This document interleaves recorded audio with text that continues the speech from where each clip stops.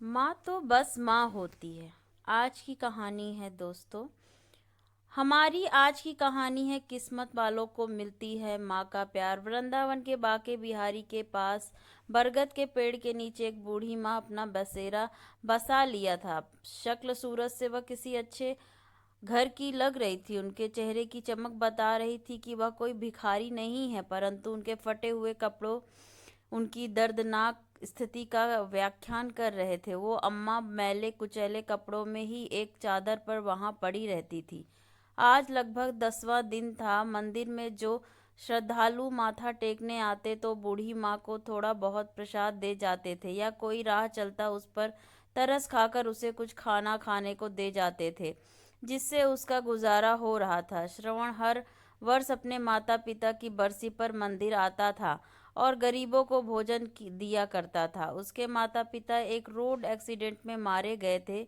उसके बाद से वह अकेला था। जिस घर समय उसके माता पिता की मृत्यु हुई थी, उस समय वह कंप्यूटर इंजीनियरिंग कर रहा था। अब उसके आगे पीछे कोई नहीं था, लेकिन उसके माता पिता के दिए हुए संस्कार हमेशा उसका मार्गदर्शन कराते थे। इंजीनियरिंग के फाइनल ईयर के बाद प्लेसमेंट के दौरान उसे एक बहुत अच्छी नौकरी मिल गई थी। अब वह एक मल्टीनेशनल कंपनी में बहुत ऊंचे पद पर कार्यरत था। शनिवार और रविवार की छुट्टी वह अपने दोस्तों के साथ घूमने में बिता देता था। परंतु आज उसके माता पिता की बरसी थी, इसलिए वह आज मंदिर में गरीबों को भोजन करवाने आया था। सभी गरीबों को खाना खाने देने के बाद पेड़ के नीचे बैठी बूढ़ी माँ की ओर उसकी नजर गई तो श्रवण को बूढ़ी माँ के चेहरे में एक अजीब सा आकर्षक और स्नेह नजर आया। शायद वह हर बूढ़ी औरत में अपनी माँ और दादी माँ को ही ढूंढता था। वह बड़े स्नेह से उस बूढ़ी अम्मा की ओर देखने लगा, फिर अम्मा के पास जाकर बोला, अम्मा खाना खाएंगी? लेकिन बूढ़ी माँ काफी उदास बैठी थी, शायद इसलिए उसने कोई जवाब नहीं दिया। फिर श्रवण बोला, अच्छा, यह मंदिर का प्रसाद है, यहाँ तो खा लो। तो बूढ़ी माँ ने उसकी ओर देखते हुए अपना हाथ आगे बढ़ा दिया। बूढ़ी माँ के साथ साथ श्रवण भी थोड़ा सा प्रसाद खाने लगा और अम्मा के पास ही बैठ गया। प्रसाद खाते खाते अम्मा से पूछने लगा, अम्मा आप कहाँ रहती हैं और इस पेड़ के नीचे कैसे बैठी हुई हैं? बूढ़ी माँ ने ठंडी सांस लेते हुए कहा, अरे बेटा, पहले मैं मथुरा में रहती थी, अब वह मेरा अपना एक बड़ा सा शानदार घर है। मेरे पति की मृत्यु हो चुकी है। जब तक मेरे पति जीवित थे तब तक मुझे एक रानी बनाकर रखते थे, परंतु पति के स्वर्गवास के बाद मैं धीरे धीरे अपने ही बेटे बहू को खटकने लगी थी। बहू तो मेरा चेहरा भी देखना नहीं चाहती थी। एक दिन मेरा बेटा मुझसे बोला, चलो अम्मा, आज तुम्हें वृंदावन घुमा कर लाता हूँ। बाके बिहारी के मंदिर चलते हैं और दर्शन करके आते हैं। मेरा बेटा मुझे अपनी कार में बिठाकर लाया था और मुझे इस मंदिर के किनारे बिठाकर यह कहकर चला गया कि कुछ जरूरी काम से जा रहा हूँ, 2 घंटे लग जाएंगे आने में। मैंने तो बेटे से कहा था कि मुझे भी साथ ले चल, परंतु वह नहीं माना। देखते देखते आज 10 दिन हो गए हैं। इंतजार करते करते मेरी आंखें पथरा गई हैं, परंतु ना तो मेरा बेटा आया और ना ही उसकी कोई खबर। अब मैं समझ चुकी हूँ कि मेरा बेटा यहाँ मुझे क्यों लेकर आया था, क्योंकि उसकी पत्नी मुझे बिल्कुल भी पसंद नहीं करती थी। इसलिए मुझसे छुटकारा पाने के लिए मुझे यह कान्हा जी की शरण में छोड़कर चला गया। कहते कहते बूढ़ी माँ की आंखों नम हो गईं और चेहरा मुरझा गया। श्रवण के मन में उसकी स्वर्गवासी दादी और उसकी माँ की छवि दोनों के एक साथ उभर आई और उसकी आंखों में आंसुओं की बूंदें छलक उठी। गरीबों को बांटने के बाद जो खाना बचा था उसने झट से निकाला और बूढ़ी माँ की चादर पर रख दिया। एक निवाला तोड़ा और अम्मा के मुंह में डाला और खुद भी खाने लगा। उससे ऐसा एहसास हो रहा था कि मानो वह अपने किसी परिवार के सदस्य के साथ खाना खा रहा हो। वह अम्मा के साथ कुछ देर वहीं बैठकर बातें करता रहा। अपने माता पिता की मृत्यु के बाद एकदम अकेला सा पड़ गया था। बिना अपने माता पिता के उसे अपना घर काटने को दौड़ता था, इसलिए वह अपने घर में रहना ज्यादा पसंद नहीं करता था। किसी किसी दिन तो वह अपने घर में कदम तक नहीं रखता था। दोस्तों के साथ घूमकर अपने दर्द को कम करने की कोशिश करता था, परंतु आज जब बूढ़ी माँ से थोड़ी देर के लिए उसने बातचीत की तो उसे एक अपनापन सा महसूस हुआ। उसने अम्मा से पूछा, अम्मा क्या आप मेरे साथ मेरे घर पर चलोगी? तो बूढ़ी माँ ने कहा, बेटा जब मेरा अपना खून, मेरा अपना बेटा है जिसे मैं जन्म दिया और पाल पोस कर बड़ा किया, जब वही मुझे नहीं रख सका तो तू मुझे अपने घर में ले जाकर क्या करेगा? जब मेरा अपना बेटा ही मेरा ना रहा तो मैं दूसरों के से क्या उम्मीद लगाऊंगी? रहने दो बेटा, मुझे पर दया मत करो। मैं यहीं बांके बिहारी की शरण में रहकर अपना जीवन जैसे तैसे गुजार लूंगी। श्रवण बोला, मेरे माता पिता एक घटना में स्वर्गवासी हो गए और मैं इस दुनिया में बिल्कुल अकेला रह गया हूँ। अब मेरे घर में मेरे अलावा और कोई नहीं है। आपका बातचीत करने का ढंग मेरी दादी से बिल्कुल मिलता जुलता है। आपको देखकर मुझे मेरी दादी की याद आती है। यदि आप मेरे साथ रहेंगी तो मुझे बहुत अच्छा लगेगा। यकीनन मानो मुझे कोई दिक्कत नहीं होगी, उल्टा मुझे आपका सहारा मिल जाएगा। दिन भर काम करने के बाद जब मैं घर लौटूंगा तो कम से कम देखने के लिए आपकी सूरत तो होगी। अगर आपसे हो सके तो मेरे लिए खाना बना दिया करना और घर की देखभाल कर लेना। आपको भी रहने के लिए घर मिल जाएगा और मुझे भी अपनी माँ और दादी के प्यार की ठंडी छांव मिल जाएगी। तभी अम्मा ने कहा, बेटा तुम भावनाओं में रहकर यह बात कह रहे हो, परंतु मुझे मालूम है कि 2 दिन में ही मैं तुम्हें बोझ लगने लगूंगी और फिर तुम भी मुझे निकाल दोगे ना बाबा, ना मैं यही अच्छी हूँ आपके अपने बांके बिहारी की शरण में। क्या अम्मा, किसी को अपने माता पिता भी बोझ लगते हैं? हाँ, दुनिया में कुछ लोग ऐसे होते हैं, परंतु सारे तो नहीं। अम्मा जी, जिसके सर में पे माँ बाप का साया हट जाता है वह कितना अकेला रह जाता है, मुझसे बेहतर कौन जानता होगा। मेरी दादी भी आपकी तरह बहुत प्यारी थी। मेरे माता पिता ने उनका बहुत ख्याल रखा था, वे उनसे बहुत प्यार करते थे, परंतु आज मेरे घर में कोई नहीं है। मुझे मेरी दादी और माँ की बहुत याद आती है। आप में मुझे अपनी दादी की छवि नजर आती है। मैं विश्वास दिलाता हूँ कि मैं आपको कभी भी बोझ नहीं समझूंगा। गहरी सांस लेते हुए श्रवण बोला तो अम्मा का गला भी अवरुद्ध हो गया और उनकी आंखों में आंसू आ गए। अम्मा कुछ बोल ना सकी। श्रवण ने अम्मा से कहा, हाथ पकड़ते हुए बोला, चलो अम्मा, अब जब ज्यादा सोचो मत, अब आप अपने घर चलोगी। श्रवण ने जैसे ही अम्मा का हाथ पकड़ा तो अम्मा ने उसके चेहरे की ओर देखा और श्रवण की आंखों में अम्मा को सच्चाई नजर आ रही थी। उन्हें लगा कि शायद कान्हा जी ने ही श्रवण को उनके पास भेजा है। श्रवण ने अम्मा जी को अपने बाइक पर बिठाया और उसे अपने घर ले गया। इस घटना को आज 4 महीने हो चुके थे। श्रवण अब नियमित समय पर घर लौट आता है और अम्मा उसके लिए खाना बनाकर आने के प्रतीक्षा करती हैं। जब तक वह थक कर सो जाता था तो उसके सिर पर स्नेह भरा हाथ रखती थी। सुबह सुबह श्रवण के उठने से पहले ही अम्मा कान्हा जी की पूजा कर लिया करती थी, श्रवण का नाश्ता बनाकर रख देती। अब अम्मा को अपना घर मिल गया था और श्रवण को अपनी दादी और माँ का सच्चा प्यार। दोनों एक दूसरे का साथ पाकर बहुत खुश थे। श्रवण को रात काफी देर से सोया था तो अगले दिन जब सुबह ऑफिस जाने का समय हुआ तब उसकी नींद पूरी नहीं हुई थी। अचानक श्रवण ने सोते हुए अपने माथे पर ठंडी उंगलियों का स्पर्श किया।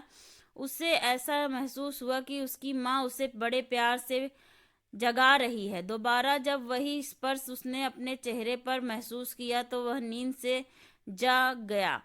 उसने आंखें खोली तो सामने देखा कि अम्मा पूजा करने के बाद खुशबू भरे हाथों से उसकी माथे और बालों को सहला रही थी, जैसे उसकी माँ हमेशा किया करती थी। श्रवण ने अम्मा का हाथ अपने हाथों में लेकर अपने होठों से चूमा और वापस उस हाथ को अपने माथे पर रख दिया और बोला, अम्मा आपका आशीर्वाद मुझे जीवन भर के लिए चाहिए। अम्मा ने आंखें बंद करके कान्हा जी को धन्यवाद किया कि उन्होंने उससे श्रवण से मिलाया और फिर बोली, बेटा ऑफिस जाने का समय हो गया है। फिर श्रवण बोला, अम्मा मैंने अपने दोस्तों के साथ मिलकर एक छोटी सी फैक्ट्री खोलने का फैसला किया है। आज मैं ऑफिस नहीं जाऊंगा, बस इस फैक्ट्री की शुरुआत करनी है। आज 11 बजे हम अपनी फैक्ट्री की पूजा करेंगे और वह पूजा आपके हाथों से होगी। आप तैयार रहना। यह सुनकर अम्मा बड़ी खुशी से बोली,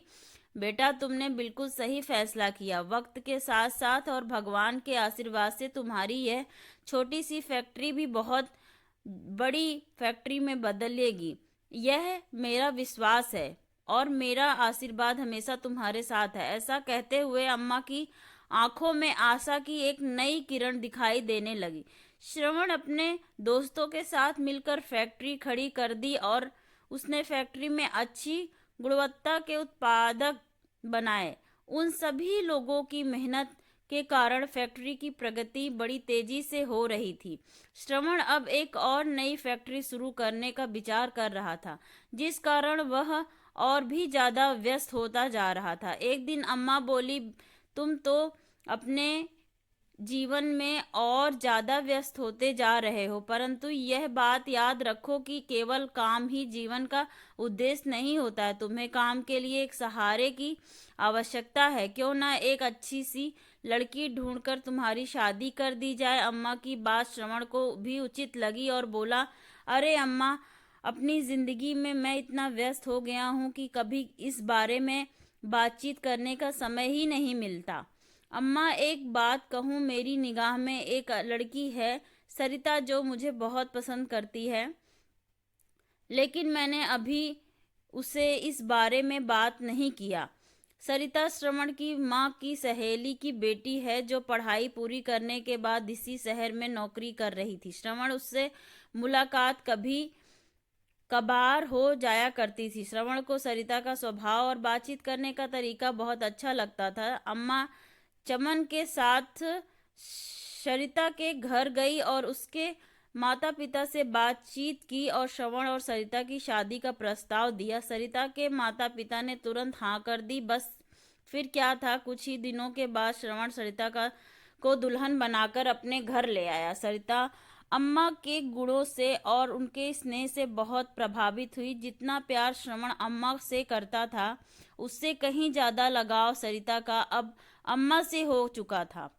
सरिता हमेशा सोचती थी कि न जाने अम्मा उसके दिल की हर बात को कैसे जान लेती हैं और कैसे उनकी हर चाहत को उसके कहे बिना पूरी कर देती हैं। समय बीतने लगा और श्रवण के घर में 2 जुड़वा बच्चों ने जन्म लिया, एक बेटा और एक बेटी। श्रवण का घर तो जैसे खुशियों से भर उठा था। अम्मा जी अब सही मायने में दादी बन चुकी थी। अब उनकी मुख्य जिम्मेदारी श्रवण और सरिता नहीं, बल्कि अम्मा के पोता पोती हो गए। अब अम्मा का बिस्तर अपने पोता और पोती के कमरे में लगवा दिया गया, ताकि वह दोनों अम्मा के स्नेह की छांव में रहें और उनके संस्कारों के साथ पले बढ़ें। बिना दादी के वह दोनों बच्चे एक समय का खाना तक भी नहीं खाते थे। जब तक बच्चे मम्मी पापा के साथ बाजार जाते तो जिद करके दादी को हमेशा अपने साथ लेकर जाते। सरिता और श्रवण भी अपने बच्चों की जिम्मेदारी अम्मा को देकर बिल्कुल बेफिक्र हो चुके थे।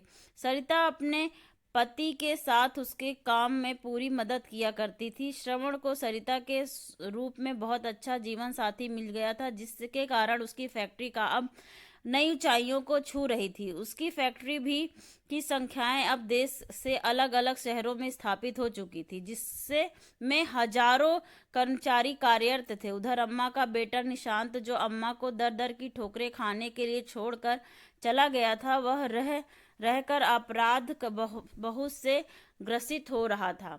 अपनी निष्पाप और निष्पर्थता में माँ के साथ किया गया व्यवहार पल पल उसे कटोसता था। अब आने वाले हर पल के साथ उसका अपराध बोध बढ़ता ही जा रहा था। अपने घर के झगड़ों से दुखी होकर वह अपनी पत्नी के साथ सुखी जीवन जीने की चाह में अपनी मां का त्याग कर दिया था, परंतु उस दिन के बाद उसका अंतर्मन का हाहाकार कर रहा था, जिसे वह किसी के साथ भी साझा नहीं कर पा रहा था। अब उसके घर में केवल उसकी पत्नी का ही एक छात्र राजा था। अब वह अपनी मर्जी के अनुसार खर्च करती थी और दुकान में से मनमर्जी का पैसा निकालती थी, परंतु व्यवसाय से लगातार पैसा निकलवाने के कारण उसका जमाया व्यवसाय, जो उसके पिता के द्वारा खड़ा किया गया था, घाटे में जाने लगा, जिसके कारण अत्यंत उसे दुकान बंद करनी पड़ी। दुकान बंद करने के कुछ दिन बड़ी कठिनाइयों से गुजरे। अब निशांत और उसकी पत्नी को आटे दाल का भाव मालूम पड़ने लगा। फिजूल खर्ची तो दूर की बात थी, अब उनके पास घर के खर्च और बच्चों की आवश्यकताओं को पूरी करने के लिए भी पैसे नहीं था।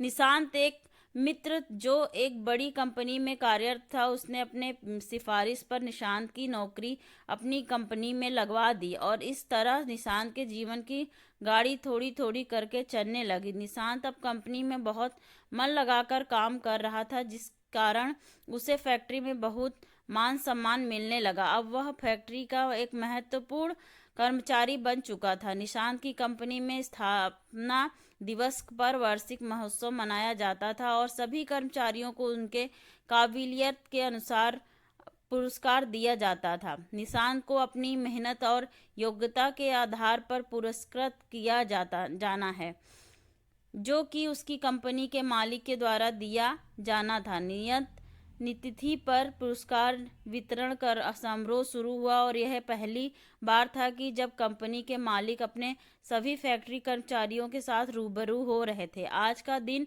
निशांत के लिए बहुत खास था।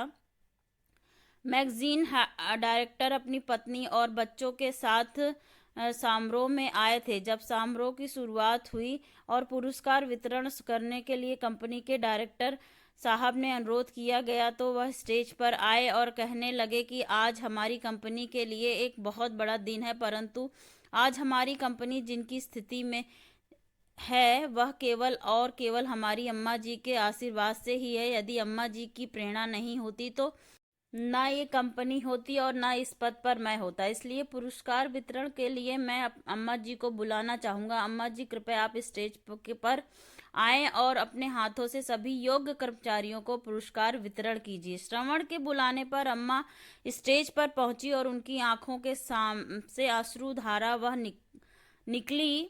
कर्मचारियों के नाम अनाउंस किए गए और अम्मा उन्हें एक एक करके पुरस्कार देती गई। तभी एक नाम की अनाउंसमेंट हुई, जिससे सुनकर अम्मा जी के चेहरे पर न जाने कितने भाव एक साथ आ गए। नाम पुरस्कार गया निशांत मिश्रा। सामने से आने वाला व्यक्ति भी कुछ जाना पहचाना लग रहा था। अम्मा ने ध्यान से देखा तो सचमुच वह उनका बेटा ही था, निशांत मिश्रा, जो उन्हें तीर्थ यात्रा का साझा देकर बड़ी ही बेदर्दी से छोड़कर गया था, जिसे उसके बाद उसकी माँ का ख्याल तक नहीं आया। अम्मा सोचने लगी कि अब तक तो शायद मैं तड़प तड़प कर मर गई होती यदि मेरा बेटा श्रवण मुझे ना ले जाता। प्यार और नफरत के भाव एक साथ अम्मा के चेहरे पर उभर आए। अम्मा को ऐसा महसूस हुआ कि जैसे दुनिया बड़ी तेजी से घूम रही है। बड़ी मुश्किल से उन्होंने स्वयं को संभाला और किसी अपरिचित की तरह निशांत को पुरस्कार थमा दिया और अपना मुंह दूसरी तरफ फेर लिया। निशांत ने ध्यान से देखा कि पुरस्कार देने वाली महिला कोई और नहीं, उसकी अपनी माँ थी। देखते ही उसके पसीने छूटने लगे और वह अपनी माँ के पैरों में गिर पड़ा। उसे विश्वास नहीं हो रहा था कि उसकी माँ, जिसे उसने दर दर की ठोकर खाने के लिए छोड़ दिया था, आज इतने बड़े साम्राज्य की मालकिन है। निशांत में अपनी माँ के साथ हाथ जोड़कर माफी मांगी और कहा कि माँ, अब आप मेरे साथ अपने घर चलेंगी। कैसा घर, कैसी माँ? मेरा बेटा तो उसी दिन मर चुका था जिस दिन वह मुझे मंदिर के बाहर छोड़ चला गया था। आज ना तो मैं तुम्हारी माँ हूँ और ना ही तुम मेरे बेटे। इतना कहकर अम्मा जी पुरस्कार वितरण को बीच में छोड़कर अपनी कुर्सी पर जाकर बैठ गई। निशांत काफी माफी मांगता रहा, लेकिन अम्मा ने उसकी तरफ देखा तक नहीं और श्रवण के साथ घर वापस चली गई। कभी निशांत अपनी माँ का बहुत लाडला हुआ करता था, लेकिन अपनी पत्नी के बहकावे में आकर वह अपनी माँ के साथ बहुत बुरा सलूक करने लगा। उन बातों को अम्मा कभी नहीं भूल सकती थी। उधर निशांत को यकीन नहीं हो रहा था कि जिस कंपनी में वह काम करता है, उस कंपनी की मालकिन दरअसल उसकी अपनी माँ है। आज इस माँ के हाथों से उसे पुरस्कार मिला तो उसका सिर चकरा गया। माँ के द्वारा उसकी घोर अपेक्षा और पाप कर्मों के कारण उसके दिल में ना जाने कितने ही घाव हो चुके थे। हर पल उसे अपनी माँ की याद सता रही थी। अपनी करतूत उसे झकझोर कर रही थी और नसूर बनकर उसे लगातार चोट पहुंचा रही थी। एक दिन रविवार को जब उसकी ऑफिस की छुट्टी हुई तो वह अपनी पत्नी नीता को लेकर स्कूटर पर राधा रानी के मंदिर दर्शन करने के लिए गया। राधा कृष्ण की मूर्ति के सामने हाथ जोड़कर खड़ा हुआ तो उसे ऐसा लगा जैसे भगवान भी कुटिल दृष्टि से उसके द्वारा किए गए घोर पाप के लिए उससे पर हंस रहे थे। घबरा कर उसने आंखें खोली। पूजा पाठ करके मंदिर से आते हुए अपराध बोध के कारण उसकी मानसिक स्थिति बिगड़ी हुई थी, जिस कारण उसे सामने से आता हुआ ट्रक भी नजर नहीं आया और तेज धमाके के साथ स्कूटर ट्रक से टकरा गया।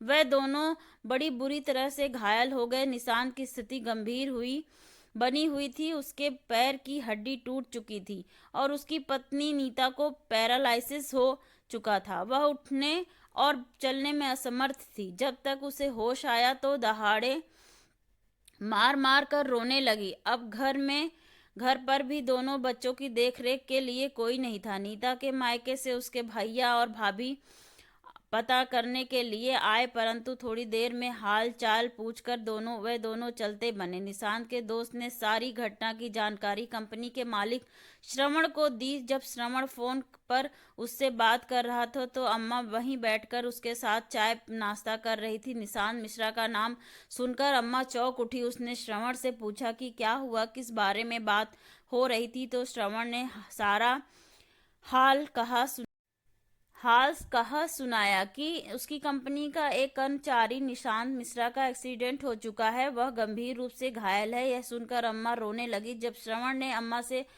उसके रोने का कारण पूछा तो अम्मा ने सारी बात कह सुनाई। तब श्रवण बोला, अम्मा, कर्मों का फल तो भोगना ही पड़ता है। उसने जैसे कर्म किए थे उसे फल तो मिलना ही था, लेकिन अम्मा का दिल अंदर ही अंदर अपने बच्चों के लिए तड़प रहा था। उसके बेटा बहू लाचार होकर बिस्तर पर पड़े थे, इसलिए अम्मा ने कहा कि मैं थोड़ा समय अपने बेटे बहू के पास जाना चाहती हूँ, कुछ दिनों के बाद वापस आ जाऊंगी। श्रवण ने भी हामी भर दी और अम्मा को बहुत से पैसे देकर उनके बेटा बहू के पास छोड़ आया। अम्मा ने अपने बेटे और बहू को एक अच्छे से अस्पताल में भर्ती करवाया, जहां उनका पूरा ध्यान रखा जाने लगा। उनके बच्चों को संभाल और साथ साथ उनकी दुकान को भी फिर से खड़ा किया। जो पैसे श्रवण ने दिए थे उन पैसों को अम्मा ने अपने बेटे बहू की गृहस्थी संभालने में लगाया। हर कदम हर पर श्रवण ने अम्मा जी की पूरी मदद की। एक ओर तो निशांत और उसकी पत्नी की तबीयत अब कुछ सुधरने लगी थी और दूसरी ओर उनका कारोबार पहले की तरह चमक उठा था। उनके गृहस्थी को कुछ ही महीनों में अम्मा ने फिर से व्यवस्थित कर दिया था। जब उन दोनों की अस्पताल से छुट्टी हुई और वह लौटी तो अम्मा जी से माफी मांगने लगे। वह अपने किए पर शर्मिंदा थे। अम्मा की बहू बोली, अम्मा जी, जिसे मैं घर से बाहर निकाल दी थी, आज वही मेरे घर लक्ष्मी बनकर आई है। अम्मा जी, मैं आपको समझ नहीं पाई। हम लोगों ने आपका निरादर किया। हमारे इस कर्म की सजा हमें आज मिली है। दोनों बेटा और बहू अम्मा के पैरों में पड़ गए और अम्मा जी ने भी उन दोनों को माफ कर दिया और अपने पोता पोती को। और वहां रहने के बाद अम्मा ने कहा, अब तुम दोनों की तबीयत ठीक हो चुकी है और तुम दोनों अपने गृहस्थी को संभाल सकते हो। तुम्हारी दुकान भी खूब अच्छे से चल रही है, इसलिए अब मैं चलती हूँ। मेरा बेटा और मेरा परिवार मेरा इंतजार कर रहा है। यह कहकर अम्मा ने अपना बैग तैयार कर लिया।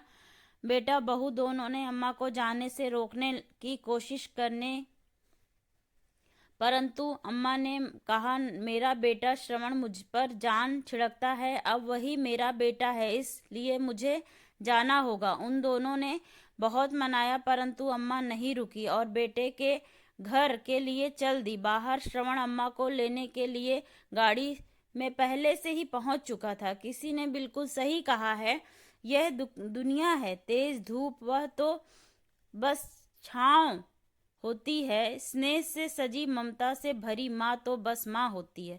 दोस्तों, आपको यह कहानी कैसी लगी लाइक और कमेंट करके ज़रूर बताएं और चैनल को ज़रूर सब्सक्राइब करें। धन्यवाद दोस्तों।